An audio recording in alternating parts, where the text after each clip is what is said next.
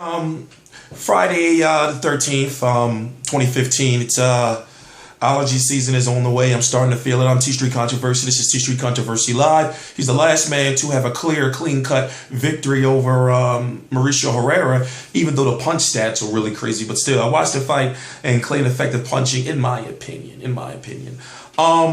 Three fights in 2014. He lost to Tomas Delorme. Tomas Delorme cleanly got outboxed. Tomas Delorme is going to be taking on Terrence Crawford in April.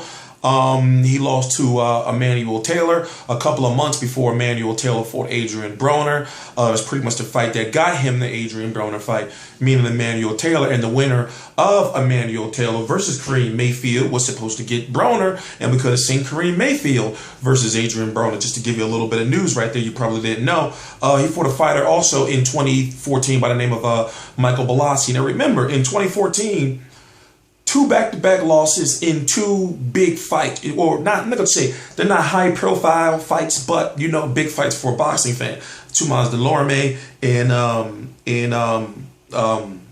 Emmanuel Taylor. And remember, he was undefeated up until that point. He had a draw, but that draw was from early in his career. I think it was like his fourth or fifth fight or something like that.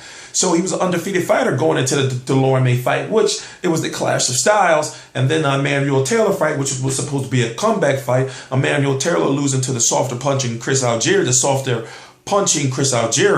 It was supposed to be he was a favorite to win the fight.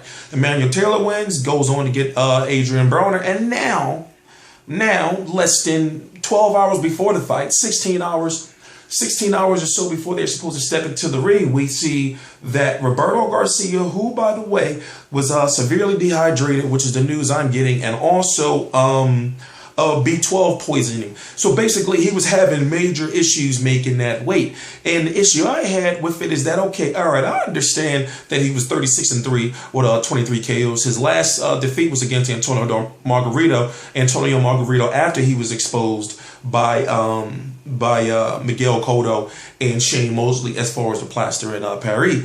But he's had about 8 fights since then, and if I'm correct, he's only fought twice. Yeah, he's only fought twice at 147 pounds since 2011, and that was his last 2 fights. And he's fought as high as, if I'm correct, a little over the 160-pound limit. But we know Sean Porter's a big guy too, so on paper it was a good fight. We know Sean Porter was rumored to be having some issues with weight before in the past, but overall he seems to be, in my opinion, comfortable at 147 pounds, and it's his weight division.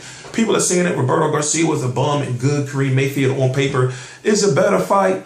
Name-wise, I can say yes. And also, if you look at who the fighters are, Kareem Mayfield and Sean Porter, and even though they have a little bit of similarities as far as appearance, in a way they're kind of somewhat, even though Sean Porter is more skilled. Sean Porter is younger. Remember, Kareem Mayfield is 34 years old. So he started his boxing career late. So basically what I'm trying to say is, without bullshitting around, is that they're kind of like the same fighter, So therefore, you're going to be seeing a lot of right hands, a lot of inside fighting. And to be honest with you, I wouldn't be surprised if someone gets knocked out. So, as far as excitement-wise, Roberto Garcia would have been right there to get beat up all night. Now, Kareem Mayfield is somewhat of a bigger guy too. He's, in my opinion, he's a natural 140-pound guy, especially the fact that, he seems like he's a powerful guy, but really the 11 knockouts kind of show you a little bit differently. And I understand you can't judge a fighter's power by the knockouts, because I understand someone wants to say that at this point in time in the comments. But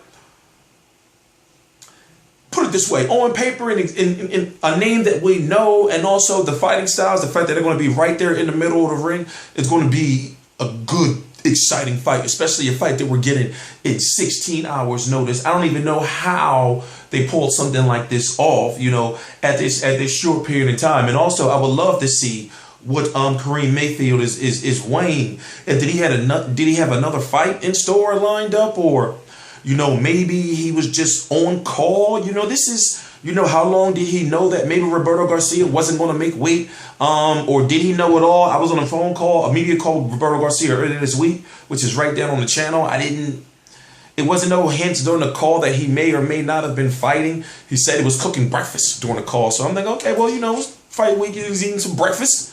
I don't know. But Sean Porter versus Kareem Mayfield. What is Sean Porter? What is he? 24-1-1 with 15 KOs. Kareem Mayfield 19-2-1 with 11 KOs. PBC on Spike TV. I believe it starts at 8:30 p.m. Eastern Standard Time. I'm T Street Controversy with Real Combat Media. I cover every single major fight live. I know this is a little off topic, but that's usually, if you see me fiddling around, like in my videos, usually it's either my asthma pump down here or it's lip gloss. Not lip gloss, lip medics. Because see, a video, people published a video or something. Floyd Mayweather puts on lip gloss during an interview. Yes, me, I need the lip gloss. Not lip gloss, not for the shiny, but at the same time, my lips black as shit. So it's like, I don't want to say anything because everything I say is like pause, so I'm just leave it at that. T Street Controversy, T Street Controversy Live.